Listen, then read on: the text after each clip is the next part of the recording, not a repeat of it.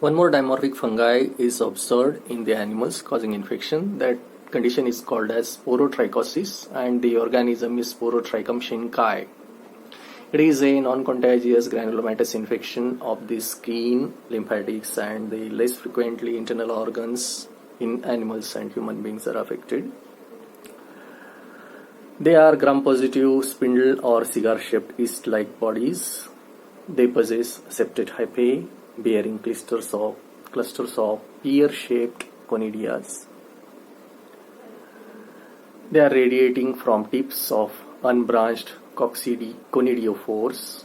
Yeast phase is seen at 37 degrees Celsius. Mycelial phase is prominent at 22 degrees Celsius. Fungi are saprophytes and grow on dead and decaying plants, wood and in the soil. They can be cultivated on sabrot dextrose agar, blood agar, BHI agar. The colonies at 37 degrees Celsius on these media are moist, flat, and typical leathery cream colored budding yeasts can be observed in microscopy from these colonies. At 22 to 28 degrees Celsius, mycelial form of colonies are seen, which are cotton-like structures. These fungi, they are saprophytes and grow on dead decaying matter. The infection is more common among the peoples who are working in forest or in the gardens or in the agriculture industry. Organisms enter through the wounds of extremities, especially because of the thorns or the splinters penetrating the feet of the animals.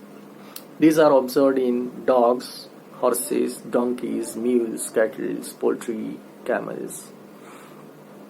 Infection is characterized by formation of small nodules at the site of injury that gradually increases in size and becomes indurated, and then it breaks to form the ulcers.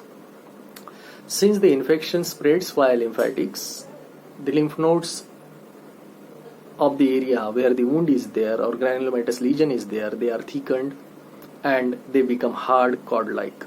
Multiple nodules or abscesses can develop along these lymphatics, which may rupture and become ulcerated.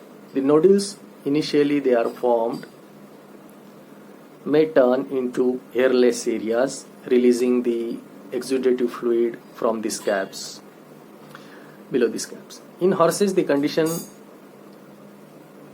is seen just like the pseudorabies.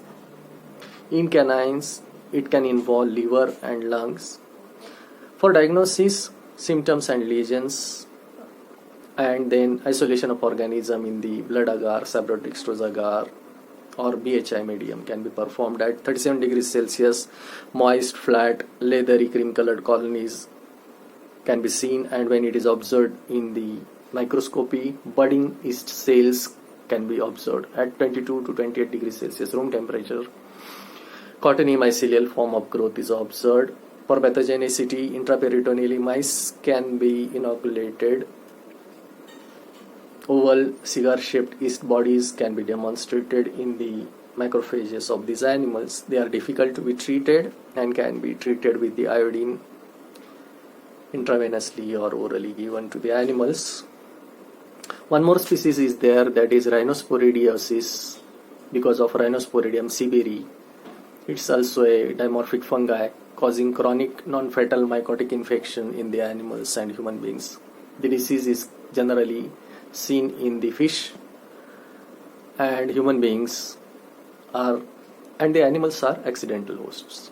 The infection is characterized by formation of polyps in the mucous membrane of eyes, nose, skin, ear, larynx, and genital organs of the animals. The polyps are pedunculated, sessile, pink in color. White spots of sporangia can be seen in the lesions, and sporangia can contain endospores. They are soft to touch and bleed very easily. Sporangia are much larger than the coccidioids species, and the organisms are difficult to be cultivated in the laboratory media.